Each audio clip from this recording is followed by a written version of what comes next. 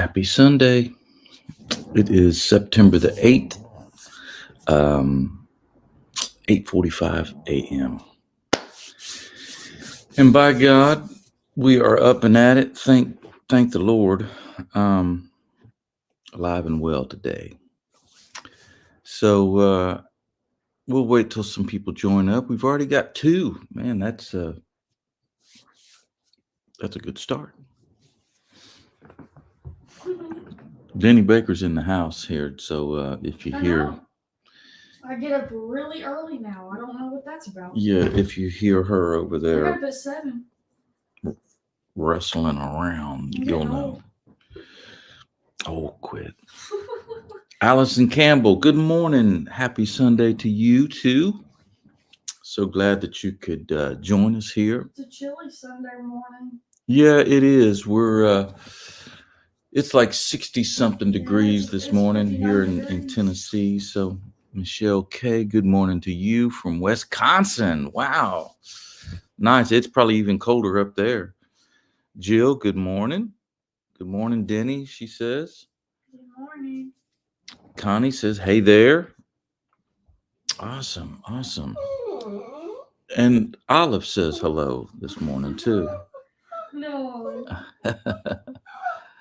No, girl. That's enough. Nope, it's not playtime. I just sneeze. Joy, good morning.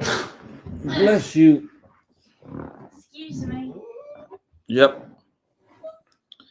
Olive, quit, girl.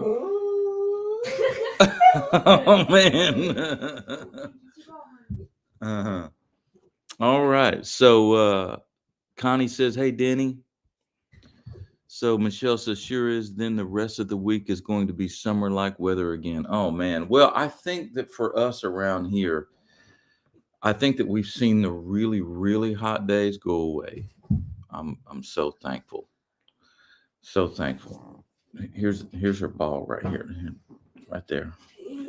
she Olive, our little dog, plays, and the ball goes directly under the couch every time. 1, 2, 3. 1, 2, 3. Oh my gosh, this is very distracting. No. Here, get the ball. Oh my God. So maybe I should have picked a different room. So I'm warning you. Yep, that's true. Here, wait, Allison says, I still got that Elvis book to send to Denny again. Awesome. All right. So today, it being Sunday and all, I wanted to kind of give a little inspiration, a little encouragement. And normally I would read, directly from the Bible and do that sort of thing. But today I'm going to do a little something different. I'm going to read from this book. I think that I've told you guys about this before. It's by Wayne Dyer.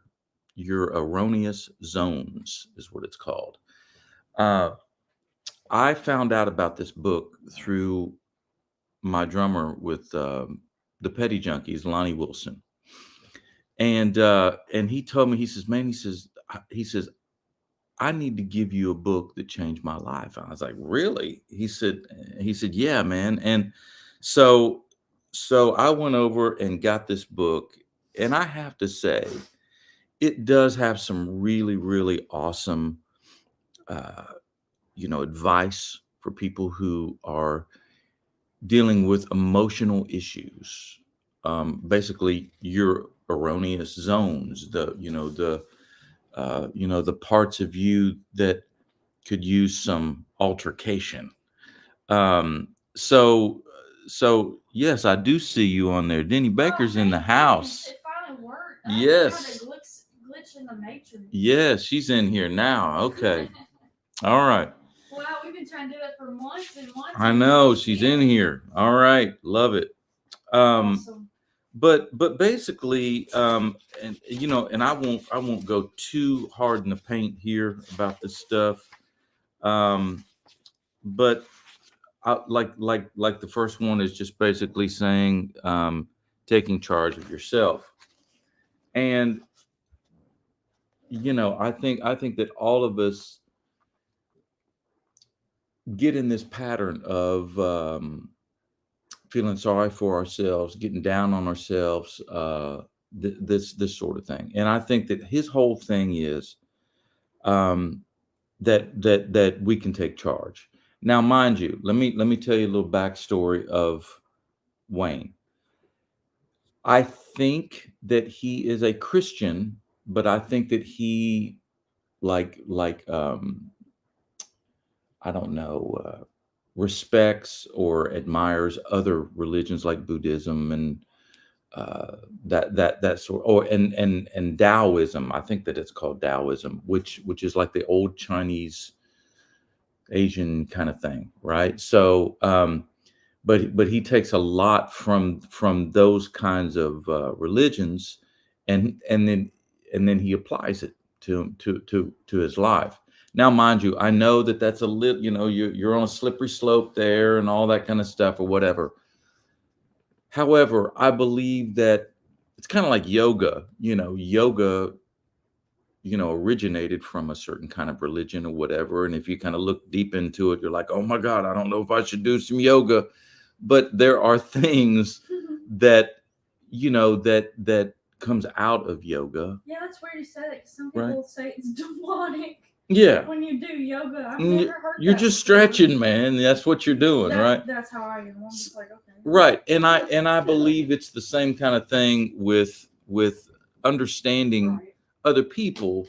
You stretch a little bit, in your mind, you're kind of, you know, kind of taking the good stuff, if you will, and applying it to your life, right? So Jill said, so, so I'm gonna text you Sunday live video, and then here you are. That's right, here I am. Um, so okay, so let me dive into this, right? So just kind of stick with me. I didn't do like a prep for this or anything. He's talking about happiness and your own IQ. So basically taking responsibility for your own happiness, right? Taking charge of yourself involves putting to rest some very prevalent myths. At the top of the list is the notion that intelligence is measured by your ability to solve complex problems, to read, write, and compute at certain levels, and to resolve abstract equations quickly. This vision of intelligence predicts formal education and bookish excellence as the true measures of self fulfillment. It encourages a kind of intellectual snobbery that has brought with it some demoralizing results. We have come to believe that someone who has more educational merit badges, who is a whiz at some of a form of scholastic discipline, math, science, a huge vocabulary, memory for super fallacious facts, a fast reader, is intelligent. Yet mental hospitals are clogged with patients who have all of the properly lettered credentials, as well as many who don't. A true barometer of intelligence is an effective, happy life lived each day in each present moment of every day. Man, I'm telling you, that couldn't be more true right there. If you are happy, if you live each moment for everything it's worth, then you are an intelligent person. Problem solving is a useful adjunct to your happiness. But if you know that given your inability to resolve a particular concern, you can still choose happiness for yourself, or at a minimum, refuse to choose unhappiness, then you are intelligent. You are intelligent because you have the ultimate weapon against the big NBD, yep, nervous breakdown, right? Olive, quit, girl. I'm telling you what, man, I'm about to have a nervous breakdown with this dog around here. Quit, girl. No. Goodness. Ollie, get your ball, honey. Get your ball and eat it. Good girl. So, so it says, perhaps you will be surprised to learn that there is no such thing as a nervous breakdown. So I have to stop there for a second and kill this dog. No. What do you mean? Okay, so check it out. Nerves don't break down, right? Literally, they don't break down. Unless you have like a disease or something. Well, it's still they don't break down. They they're it's like a disease or something like that. It's not that they're breaking down though, is what I'm trying to say, right? So cut someone open and look for broken nerves. It's not going to happen, right? They never show up. Intelligent people do not have NBDs, nervous breakdowns, because they are in charge of themselves. They know how to choose happiness over depression because they know how to deal with the problems of their lives. Notice I didn't say solve the problems. Rather than measuring their intelligence on their ability to solve the problem, they measure it on their capacity for maintaining themselves as happy and worthy, whether the problem gets solved or not. See what I'm saying? It's how you deal with the problem is what he's trying to say. So you can choose how you feel, right? I'm going to skip ahead here for a minute. You must trust in your own ability to feel emotionally whatever you choose to feel at any time of your life. So he goes on and he starts talking about how society kind of teaches us how to feel, right? Depending on how you're raised, right? The people that you're around, peer pressure, TV, books, whatever the case may be, you're almost kind of taught how to feel. So feel, right? Yeah. Feelings are not just emotions that happen to you. Feelings are reactions you choose to have, right? If you are in charge of your own emotions, you don't have to choose self-defeating reactions. Let me read that again. If you are in charge of your own emotions, you don't have to choose self-defeating reactions. Once you learn that you can feel what you choose to feel, you will be on the road to intelligence, a road where there are no bypaths that lead to nervous breakdowns. This road will be will be new because you'll see a given emotion as a choice rather than a condition of life. This is the very heart and soul of personal freedom. Okay, so those that are joining right now, I'm reading from Wayne Dyer's book, Your Erroneous Zones, right? So let me continue here. You can attack the myth of not being in charge of your emotions through logic by using a simple, I don't know how to say that word, a formulation in logic in which you have a major premise, a minor premise, and a conclusion based upon the agreement between two premises. Now, here it goes. You can begin the process of being in charge of yourself both thinkingly and emotionally. Logic. Major premise. Aristotle is a man. Minor premise. All men have facial hair. Conclusion. Aristotle has facial hair. Okay? Illogic. Major premise. Aristotle has facial hair. Minor premise. All men have facial hair. Conclusion. Aristotle is a man. Okay? So basically what this is saying is, and let me put this up on the screen there for you so you can kind of just digest this for a second. So basically it's perception, right? It's putting together in your mind what is being said, right? Major premise, Aristotle is a man. Like this first guy, is looking at it this way. The second guy is looking at it that way. One says Aristotle has facial hair. The other one says Aristotle is a man, based upon the same premises. And that's essentially what we do as human beings with perception. One perceives it one way, one perceives it the next way. Look at this crazy election thing that we're going through right now, right? One like a Democrat sees it one way, Republican sees it another. A Christian sees it one way, a Muslim sees it the other, right? There's different ways of thinking. Okay, so so check this one out. So major premise, I can control my thoughts. Minor premise, my feelings come from my thoughts. Conclusion, I can control my feelings, right?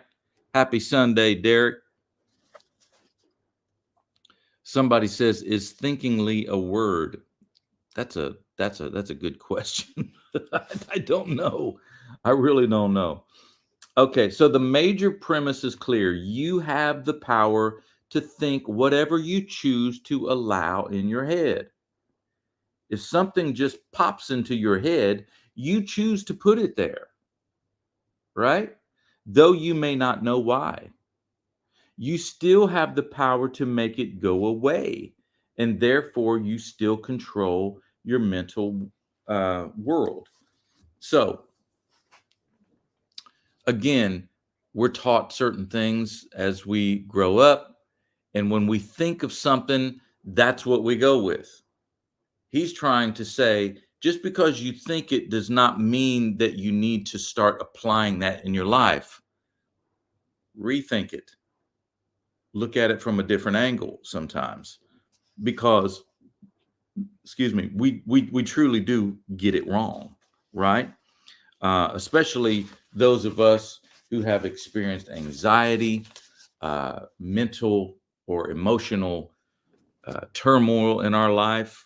We go through these deep, dark caverns in life when we really shouldn't, right?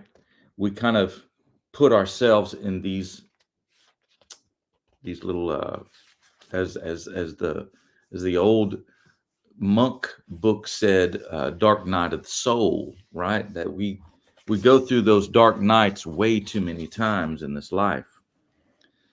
Okay, so now here's the thing that started to really hit. I'm going to skip ahead just a little bit. So he's just saying this. Why should I choose depression? Will it help me to be more effective in dealing with it? I think not. You have grown up in a culture which has taught you that you are not responsible for your feelings, even though this stylistic truth is what you always were, right? You've learned a host of sayings to defend yourself against the fact that you do control your feelings. Here's a brief list of such utterances that you have used over and over. Examine the message they send. Okay, now check this out. You hurt my feelings, right? We say it all the time. You make me feel bad. I can't help the way I feel. I just feel angry. Don't ask me to explain it, right? He makes me sick. Heights scare me. You're embarrassing me. She really turns me on. I say that one a lot with Danny. You made a fool of me in public. Okay. The list is potentially endless. Each saying has a built-in message that you are not responsible for how you feel. Now rewrite the list so it is accurate, so it reflects the fact that you are in charge of how you feel and that your feelings come from the thoughts you have about anything. So I hurt my feelings because of the things I told myself about your reaction to me. See how that's a whole lot different than you hurt my feelings? So, on one hand, we can think you hurt my feelings, which is basically casting the blame on somebody else. Or we can say, I hurt my feelings because of the things I told myself about your reaction to me. See where this is going? Instead of casting blame, we start taking responsibility for our own emotions, and we start controlling our emotions by not even by not just simply thinking those things, but saying those things in conversation, right? So instead of you made me feel bad, or you make me feel bad, you say I made myself feel bad because I did. The other person, yeah, you're reacting to that stuff, but once it goes inside your brain, literally the audio goes in your brain, and what do you think? He made me feel bad? No, I'm making myself feel bad about something that he said. There's a I, am I hitting home here? Are you guys getting this? Is this not cool or what? Right? Um, the next one was, I can't help the way I feel. Well, we all know where this is going to go. I can help the way I feel, but I've chosen to be upset. Right? Right? Because I mean, you get upset because you get upset. No, you get upset because you choose to be upset. Okay. Now, if you choose separately or differently, should I say, in that moment, I choose not to be upset, then you're not going to be upset. It's that simple, no matter what he or she said. Make sense? I just feel angry. Don't ask me to explain it.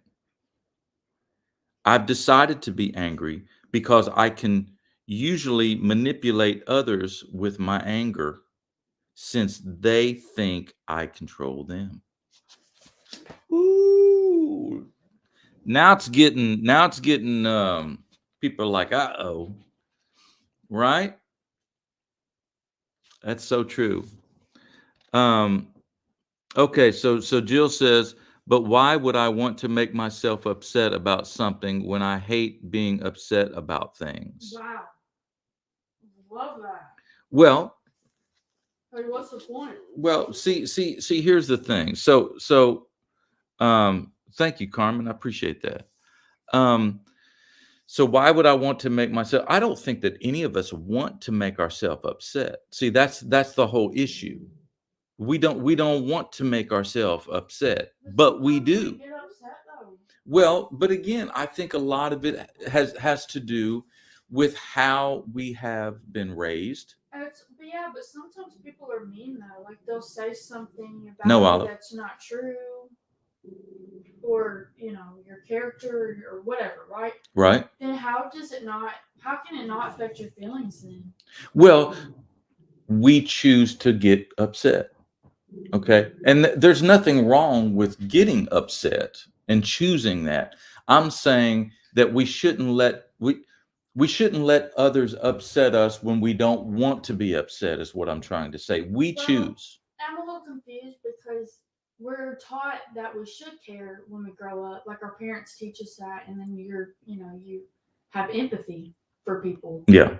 I think it's where I'm struggling with it. Well, there's nothing wrong with empathy. Empathy's right on the You money. do care how people feel. Absolutely. Well, you love and care for people. Yeah, I mean, you have to have empathy, sympathy, all that kind of stuff. If not, you're just a narcissist. Right. But what I'm saying is that we, in that moment, we choose how to react. I mean, you and I have been through therapy in the Right. past when it comes to that sort of thing. Right. And both therapists that we've seen Mhm. have said the same thing. We have to take Right. responsibility for our emotions, right? And our What if somebody reactions. said, "Oh, like you're a horrible person," and obviously it's not true.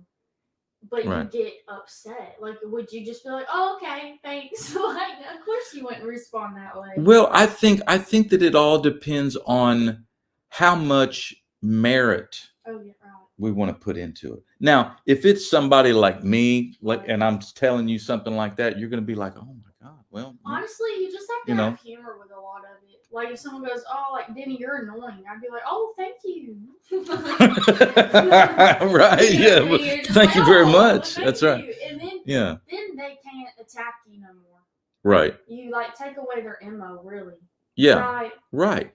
They're like, "Oh, well, she's not responding to that the way I wanted her That's to." what I'm trying to say. Yeah. That's really what. And as we read, Right. we find that's really what it's about. It's funny about too. taking away the ammo. Humor fixes a lot of stuff. Right. You know what I mean? I wish somebody would have told me that growing up, like in that kind of way. Mm-hmm. I didn't know I could utilize like humor in that kind of way where you're like, "Oh, well, thank you so much," and then they're like, "What?" They're Right. Like, what'd she just say? I know, and exactly. It kind of throws them off. Well, and Wayne goes on to describe later on, like when people are getting in arguments, Yeah, right? There's 4 words that always work. Baby, I love you. No, Well, that works too. yeah. But there's 4 words that always work to diffuse a fight. Right. You're right about that. Oh, I like that. But you can't really be wrong about something, though. No. And he goes on to say it doesn't mean that they're always right. But what he's saying is that when you do that, you are diffusing the situation. You're not being manipulative or anything like that. You're just basically saying, hey, yeah, Well, you're right about that. What Sandy said on here. She said, "I used to get upset over things people said and did, but now I just walk away." That's me. There That's you go. Me now. Yeah. Or I'll just block people. Yeah. Like when they're being really, really just out there mean to you. You know. Yeah. You're just like, okay, I'm good. You know. You're like. Yes. I don't know. The older I've gotten, I used to want to banter back and forth with that kind of thing, but now I just walk away from it. Yeah. What makes us do that when we get older like that? Well, are you just tired of like dealing with it? Is that what it is? Is that like where you choose to get really, really upset or not. Now listen, right. Deborah says something that's really, really spot on here. Okay. So right. Dude, my mom's birthday was yesterday. She died 3 months ago. I cried a lot yesterday and I didn't choose those feelings. That's bull poop, right? So basically she's saying that there are times when the feelings come no matter what. Well, yeah, that's right? What I'm saying. It's like you can't. And you're 100% right about that, Deborah. Or if somebody literally tells you like, "I don't like Denny, like I don't like her," then you're like, yeah. Man, it hurts you to your core, man. Well, it hurts you in your heart. Yeah, you know? and I mean, you're. I mean, first of all, I'm so sorry that you're having to go through that, Deborah. That's tough stuff, And I mean, Denny and I both have dealt with, grief, and I'm telling you, man, grief is, grief, heartbreak. We've dealt with that too. Grief and heartbreak, man, those two right there. We lost our moms too, so rejection, just all of that stuff. Yeah, it abandonment, because there's the other feeling that you feel when someone leaves this earth. You're thinking, wow, how in the world? I got abandoned by my real mama and my stepmom. Right. So, right. Yeah. It's hard stuff. So really what I'm trying to say is, or really what Wayne is trying to say, should I say? It is all about your attitude. You're right. It is. Have those kinds of things happen. It is. And listen, the Bible talks, it doesn't matter what Wayne says. The Bible talks about grieving. And there is a time to grieve. There is a time to grieve. Absolutely. Absolutely. It's not something that you run from. It's not something that you should never be ashamed. No. Our society likes to shame people for like crying. No. being upset, or Yeah. maybe it's taking you a little bit longer to get over something than someone else. Yeah. Women get that especially. We Yeah. get a lot of shame for that. Being sad is Yeah. being sad. Okay. Right. There's no question about it. Right. It's when you stay past the term of grief, right? That's Yeah, that's a great when way of you putting that. you know what I mean? That's I mean, like gosh, I think it was been several years ago. I went to my doctor about because I was feeling depressed, and she says, "How long have you been depressed?" And I said, "Oh, I don't know." She says, "Has it been more than 2 weeks?" And I said, Right. "Yeah." And she says, "Well, then we need to get you on some medication." Right. Just boom, just right off the bat, we need to get you on some. So now again, I don't know, the medical length, if it's Right. 13 days or 14. You Yes, know what I'm saying? I don't that should know. also be another reason you shouldn't be ashamed. There's a lot of people that take anxiety and depression medication. Right. My dad has in life, and he's the toughest man I've ever known in my life. That's right.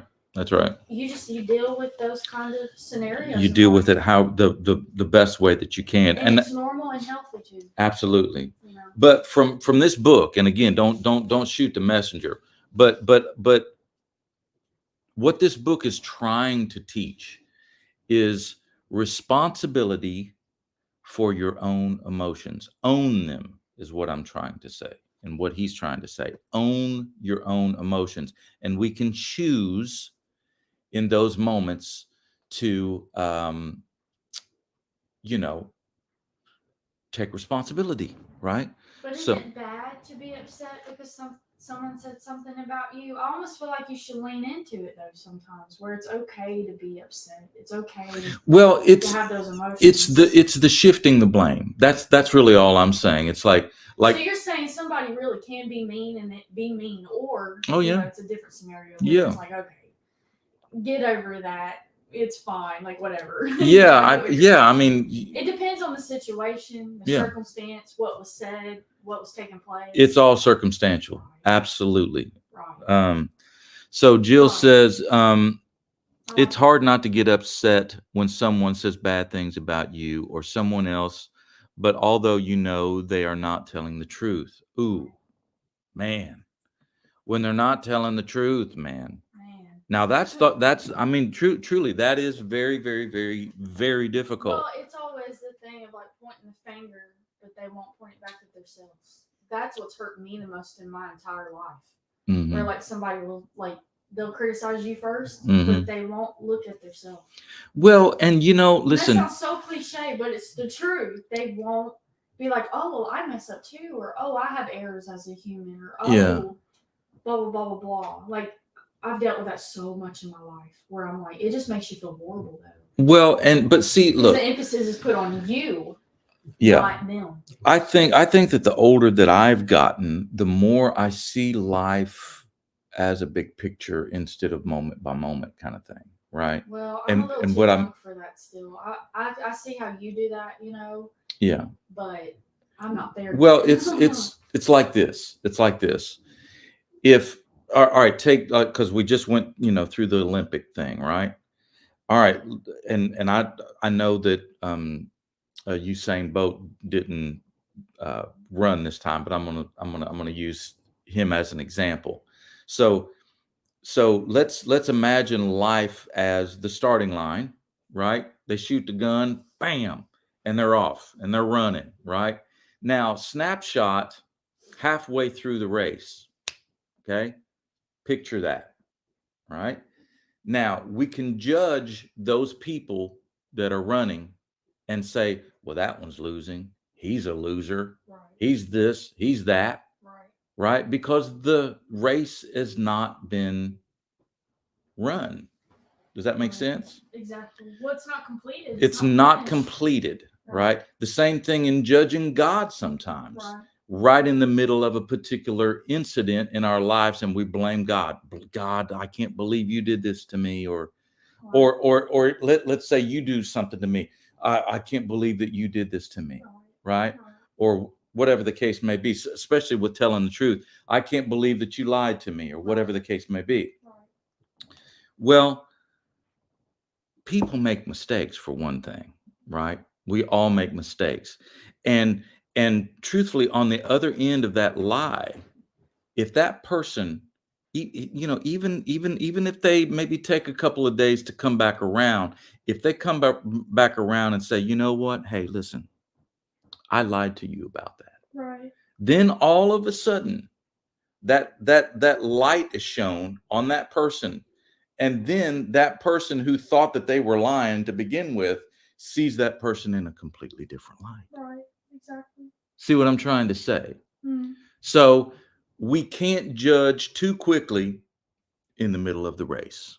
Yes. That's all I'm or saying. People will have it completely wrong about a situation. They can get it And wrong. you gossip about Right, people, right. and then you ask the person, Yeah. and they're like, "That's not what happened at all." Right. And they're like, "Oh my god." Yep. Mm-hmm. You know, like Yep. you learn lessons in that too. I know I have. Mm-hmm. You know, we're like, "Oh my gosh, I got that completely wrong." Jennifer said, "I just let what people say to me go in one ear and out the other." Boom. Right. There you go.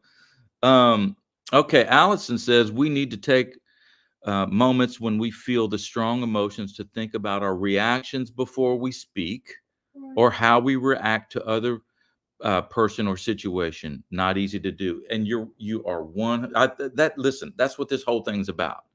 You're 100% right. That's what we need to do if we can do it. And I do believe that we can teach ourselves, no matter what we've been taught by our parents or peers or whatever the case may be, church, whatever. Own our emotions. Think before we react, right? Yeah, I don't think a lot of people do that. Well, and I believe that that's what's wrong with the world today. I mean, You know? just for example, yesterday on Facebook, I probably had 4 mean comments that I saw that were just like, "Oh," writing in caps like, "Oh, you didn't get a high school education, Denny. Like, Right. go work your Walmart greeter server job or whatever." And I was Right. like, "You don't know me. Like, I graduated high school. Yeah. Like, why are you even saying that though? Like, why do people go out of their way to be mean?" Because there's mean people on the planet, and social media has gotten to the point to where it's so easy to do. That it's like what you're saying right now. It's like they need to think before they type that. Just think. It's okay. Does it matter in the scheme of things? Again, take the picture. Yeah, it's mean, but in the end, will it matter at all what that person said? Example, I love what you're saying right now because what you've told me, I've applied it. Like even yesterday, I saw this man on one of my Facebook videos, and somebody asked me how long I was a fan of Elvis, and I said 24 years, and someone said try 68 years, and it was a guy, and I was like, man, I felt a little brash, and you know what? I thought I would be like, okay, maybe I can get upset or angry, but I thought, you know what? Don't get upset. It's okay. And you know what I did back? I said, I'm only 30 years old, but I'll get there or whatever. And I like did a little winky face, like where I was like, that's right. But I'll catch up to you or whatever. Yeah. And then he responded kind. Like it kind of flipped the script. Exactly. And it was he complimented me. So I was like, wow, like I could have like got upset and got mad at him. Yeah. Well, it's you're right what you're saying right now. It's so easy. I mean, first of all, when typing, Yes, and I didn't know how you perceive that. I thought, are you really going to be like that and be judgmental that quick? Good. It taught me a lesson. That's all good stuff. It taught me to see the good in someone first. Yeah, because when somebody types, they're just typing to try to get the thing going. That you can't see them. You can't see their reactions. You can't see the the compassion in their, you can't see the half smile on their face. I thought of my dad actually in that moment because he's kind of like that. He's just to the point. Yeah. He's like, try 68 years, and you don't know how they meant it. Right. Right. That's right. See, I like that. It's like I was completely wrong at first in my thinking. Oh yes. And we have to say this. I'm not going to say who it was, but there was a person that we had met. Denny and I had met. And, we thought that they were conceited. We thought that they were little, egotistical kind of person. someone who I liked to feel so brag and foolish. stuff like that or whatever, we thought for sure, both of us, it's like, yeah, and that I feel person's so that way. foolish now. Exactly. Well, then we got to know that person. Completely wrong. Completely wrong. Oh my gosh. And listen, I've been around a while. I've been around. I've seen a lot of things, but I was 110% See, and that's wrong. what's so scary though, because I was kind of taking your lead on that too. I know and it. that can get another I know. person in trouble with their emotions. That's and exactly feelings. right. That's 'Cause exactly I let right. you control my feelings in that. I in know. That moment. I know. And I trusted it, and we were completely wrong. I know, and I felt terrible about it too, man. I still feel terrible about it. So it happens. Yes. All right. So Oh, and Deborah said it best. When you're typing, you cannot express the tone in your voice. It's so true. Yes. So true. Mhm. Sometimes most people do have good intention, and they do mean well. It's Mhm. just you don't hear the tone. People have done that to me so much where they're like, they think I meant something like maybe bad or wrong or Right. And I'm like, I didn't at all. That's right. Like it's Mary says, my mother passed away 41 years ago on my birthday, January the 9th. Oh my gosh. The first few years, it was tough to try and celebrate my birthday. But then I realized that she would want me to celebrate both. Absolutely, Mary. That's wonderful. That's right. Yes. So good. Okay, Jill says, if you are called loser or stupid or dumb, even if you know you are none of those, you can't help but have that doubt. Right. I've been called all those in my life too. It's horrible. I've been called stupid a lot. Well, which really hurts you. I don't know why. Like that one really hurts me for some reason. Well, because I know I'm not stupid. I mean, maybe I've been a little naive in life. I've been called naive. Yeah. But I would not say that I'm stupid. Well, again, I think that naive, yes. Honest to a fault, yes. I think that all of us at some, whether it's daily, monthly, whatever the case may be, we all deal with insecurities, and we all deal with. I just don't like being sized up. Getting sized up or trying to figure out whether or not you really are a dumb, and if you are, we're like, well, you know what it is? I think we just want to be accepted for who we are. And when that gets challenged, we're like, hey, do you not like how I am? Do you not like me? And you're I think I'm gonna go the other way. I think that's really what it's all about. I think all of us really do want to be, accepted, no and what age and heard, and not made to feel like you're the kid at school being bullied. We don't like feeling that way. So that's a good point, Jill. I was not popular in school at all. Mm-hmm. So it definitely made me feel that way. Like, Denny, you're not cool enough to hang out with us. I literally had a note written to me saying that I wasn't like cool enough. Yeah, and Jill just made another great point. People try to put down others to make themselves feel better. Isn't that weird? Right? Though? Yeah. Isn't that so weird? Yeah. They literally have to put someone down and make themselves feel better. Yeah, or like Allison was saying, or jealous, like with you. They might be jealous because of your love for Elvis Presley and his legacy, so on and so forth, or whatever. You're getting a bunch of attention and they're not. They want to chime in. There's so many reasons why people say and do the things that they do. It's just up to us, like you said, to react. Or the funniest thing, they'll insult me and go, you need to do something else. Like, you don't have no talent. And then they don't know I sing and I model and they won't take the time to look to see the other attributes about me. That's right. I do offer more. Right. And I'm sure you Absolutely. find that a lot too when you're Absolutely. Where they're like, oh, Brady doesn't do that. And then you're just sitting there like, wow, you don't know me. Like, That's right. Right. Yep. Deborah says, when you're typing, you cannot express the tone in your voice. That is so correct. You know, and a lot of people, I mean, yes, we've got emojis and it helps. It does. You can kind of like lighten the mood with an LOL or a smiley face, or which my favorite's the crying all the time, because I'm making jokes all the time. But it helps. But it's not like the way that it was back when I was a kid, where when you had a conversation, you had a conversation. Right. Like you You call know. someone on the telephone. Yeah. At home, and it's like, hey. Yeah, you They're can like, you can hey. hear it at least in their voice. You know, you couldn't Well, I see grew their. up like that too. I ain't that young. I grew up Yeah. like that too. I had Right. one in my room. Yeah, And you know, and you're right. They call you up and be like, hey. Yeah. And you're like, hey. Yeah, and I do believe that there is something dangerous in that kind of communication. Right.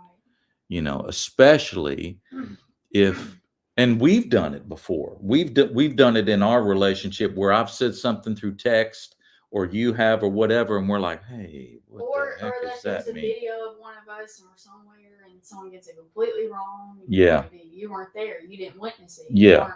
Yeah. You know. Yeah. So we got to be careful not to react too quickly, right? But we do. We do. But what I'm saying is we just keep on getting better. You know, the best remedy to that I've noticed in my 30 years of life, just ask the person. Just go to the person, go to the source, say, hey, da da da da da da. Whatever question you want answered. You go directly to the source if you have a problem. Mm-hmm. Because you're right. Like even in the Bible, it says not to gossip. It says not to talk about other people. It says because it will get you in trouble and you will get it completely wrong. Yeah. Haven't we all? Mm-hmm. We've all done it. Oh yeah. We've all done it. Uh-huh. You know, and then you're like, oh no. And then you feel like a fool. You're like, I got that completely That's right. wrong. That's right. Jill says, I figured Brady Seals was on a pedestal, but I have learned he is the most normal, down-to-earth, honest guy I know. Wow. I realized he is human and has feelings just like we all do. Oh, well, hey. And then she continued on, thought I would become such good friends with him. Thought Denny was probably a snob, but I truly got the wrong idea too. Seriously. I've gotten that a few times just because, like, I'm an introvert. She's very shy. I'm very shy in person. Like Jill, that was very kind of you, by the way. Thank you very, very much. So Allison says, unfortunately for you two, you both are public figures, so your fans who do not know you personally think they do know you both. Therefore, bad things get said to you and about you. Yes, and unfortunately, I know as a woman, I know you probably don't deal with this, but you get judged a lot of your looks. Yeah. And like people think like maybe you're mean or like you don't care. And it's like that part, I love when people think that though, because then they get to know you. And then they're like, I was completely wrong about you, Denny. Because you're at the end of the day, you're just like a dork. And you just don't care. Like, you just. Well, that's why I used to open my show with, you can't judge a book by looking at the cover. I'll be honest with you, when I first met you, I was scared because I thought, oh no, he's famous and this is not good. And like, what if he's stuck up? What if I don't like him? It actually like scared me away from you when I first saw you. Right. Well, I didn't know who you were when I met you. I didn't know. Well, listen. I didn't know until you told me. But this is to be true. Check this out. So, we all know that in the entertainment industry, there's a lot of ego involved, right? I mean, there really is. But listen, I've never seen anything quite like it. But I was getting ready to say. It's sad that I've had that part of my life. I have seen something like it, and what I mean by that is this: salespeople. Yeah. Okay. That car salesman. Salespeople have egos too. Right. They're literally competing every day with another sales guy there. Like gas stations. Or I mean, for that matter, somebody who's selling insurance, somebody who is just in business going against another business. There is ego involved in all of that. There really is. I mean, I've seen more egos on the golf course than I ever have out on the road. But I do have to give you a compliment, a little like side from that. Out of all the people I've met in the music industry, the entertainment industry, you're the most humble one I've met. And Well, I can't believe that I get to call you mine. Oh, baby, I appreciate that. Because, like I said, like at first it made me nervous Well, meeting you, and I thought, man, I'm not doing that. all right. You are the most humble, most funniest man. Oh my I've ever met in gosh, life. baby, thank you so much. Your Gee whiz. wisdom, it's made me grow as a person. It's made me grow up in ways that I wasn't. Like my dad's even said that about me. He's like, Denny, I've seen so much growth in you. Like I can't believe like the young woman you've turned into. Like Wow. when I've talked to him privately about, our relationship. Yeah. And he's just like, wow, you're just more well spoken now, and you're more confident in ways that you weren't. And Wow. it's because of you. Truly. What And no about one's that? ever impacted my life like that, other than like a therapist, maybe. Well, thank you, baby. You've you've changed my life too. And so yes, the relationships you're in romantically, or even when you have parents, they're some of the most important relationships you'll ever have in your life, because they shape and mold you. Well, and I wish people truly knew how much you have affected my life. Well, I appreciate that. I mean, when I look back on my life, I've had some major kinds of bouts with myself. And you've helped me get through things in my life, and that's a lot of people don't know that is like you've given me the insight how you got through it.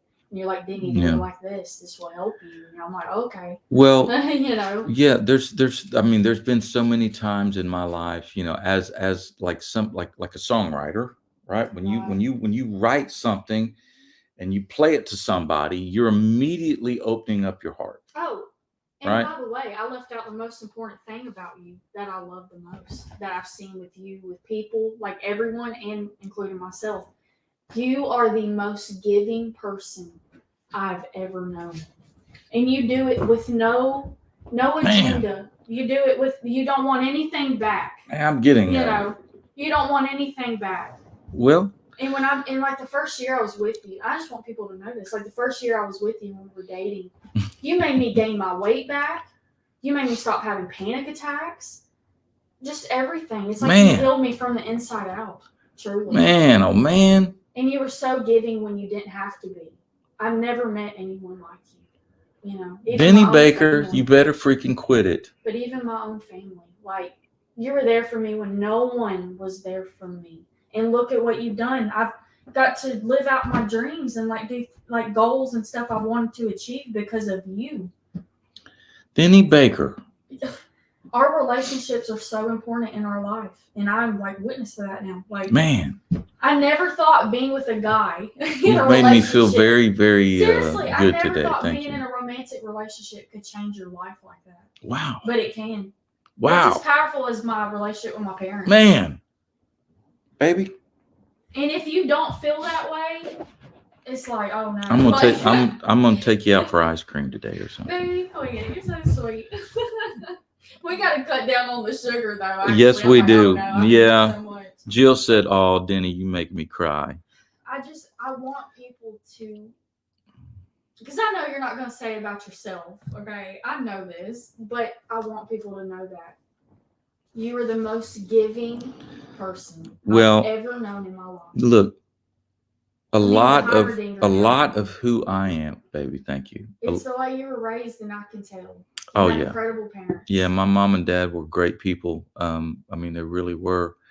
But for me, a lot of who I am is based upon how I reacted to my own mistakes. Right? How I recovered. Yeah, and you don't like seeing anyone struggle. It hurts you. I can tell. You've told me this. Like it hurts you. Yeah, it does. To your core, and you show it by action. Because you're like, okay, I'm going to do something. Or I'm going to help them, or I'm going to, Well, I mean, I learned from my mom. I remember when my mom lost her daughter, my sister, Vanessa. She was 20s, I don't know, 24, something like Wow, that, that is 23, so 24 years young. old. My I gosh. was 9 years old, and it was such a Wow. devastating time for our family. And I saw my mother uh, just go through hell. I mean, she was just struggling so bad. And you know what she did? She gave of her time and went to senior citizens' homes, you know? Wow. Gosh, you're gonna make me cry. And I think, my God, I mean, In a time like that. who does that? You know, who does You? that? Well, she turned into Well, that. I mean, geez, man. I mean, That's that's what I'm trying to say right now. Is like that. That's what I'm trying to tell you. Is you turned into that and you didn't even mean to. well, it was because of her. Because I You was know just what I like, mean? man, I mean, what an incredible giving soul that she would, Right. you know, give of her time during her struggle. Well, You that's know, what I think makes you so special to me. Is obviously a lot more women are more like giving, or you know, just like with food and this and that, like in the community. yeah. That's what makes you so special because you're a guy Mhm. and you truly care. And there's Well, I do. and I I want do. people to know this too. There's been so many shows that you've done where you just give of your time. I mean, you go completely out of your way, like drive hours at a time, and just Well, donate. it's the your least I time. can do. I believe that And I even God's asked blessed early me on, I'm through like, the why are years. you You know, doing that? yeah. What are you doing? Like, 'cause Well, I didn't I understand. believe that we need to give. I mean, there's so much.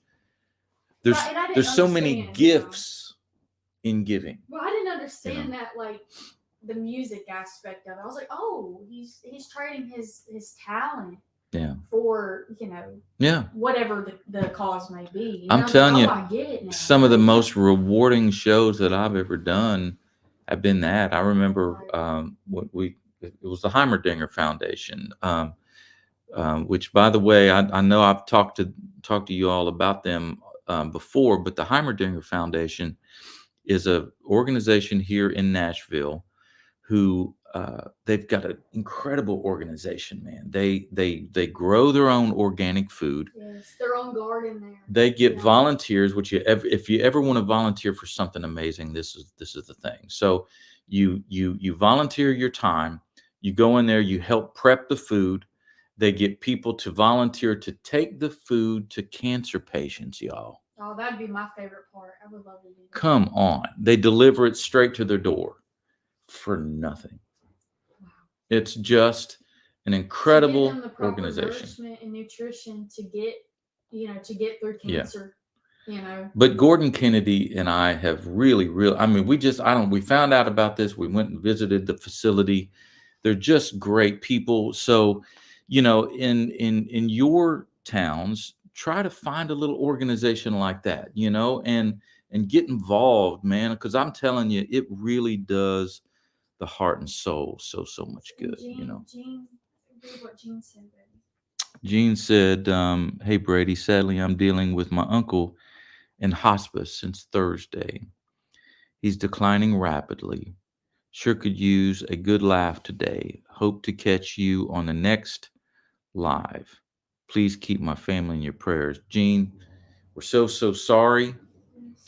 What's your uncle's name, if you don't mind us asking? Um,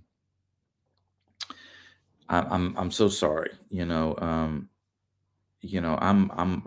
dealing with some family stuff as well when it comes to that sort of thing, with cancer and all that kind of stuff. And I'm telling you, man, it's just hard. His name is Pete Gordon. Okay. Well, hey, let's say a quick prayer, Yes. real quick for Pete. Dear Heavenly Father, we come to you today, Lord, thanking you so much for all that you've done and continue to do in our lives. Lord, right now, we ask that you be with Gene and you are with Pete. And Lord, just guide them through this difficult time, light their path, give them comfort, give them peace, let them know that you're there in their presence, and readily accessible to them at any time they need you, Lord.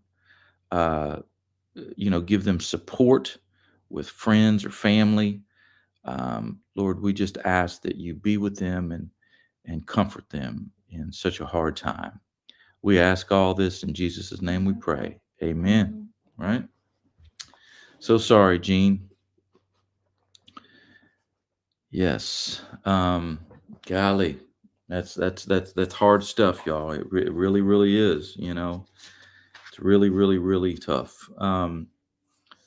But no, I tell you, if you want to um you know get a different perspective on dealing with emotions, get this book, because I'm telling you, it does. I'm only scratching the surface, and I know it seems a little bit like, yeah, well, we can't really control our emotions.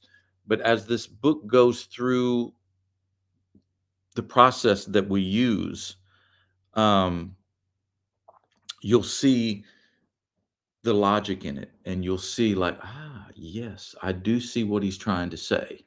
So I do believe that it will help. I really do. Or I wouldn't have even talked about it today, and it really will help you with negative feelings and dealing with your emotions, with authority, being able to, like, face that stuff.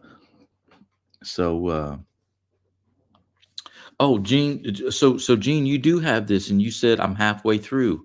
Very cool. Very cool. Yeah, and it led to me listening to more and more of Wayne's like YouTube sermons, or whatever you want to call it, sermons or talks. It's almost like a TED talk kind of vibe, right? Because he's not a preacher, he's not a all that, but he is more of like a counselor, teacher kind of person. um and again, it's a little secular, a little bit, so just a little warning for the Christians out there. I don't want to lead anybody down the wrong path. I just feel that there are things in here that are helpful. That's all I'm saying. um well, I hope that you guys enjoyed yourself today. And yes, Gene, we are with you today. Absolutely. Uh, Tell Pete we love him, and we're all praying for him, right? So, but listen, love you guys. Denny loves you all.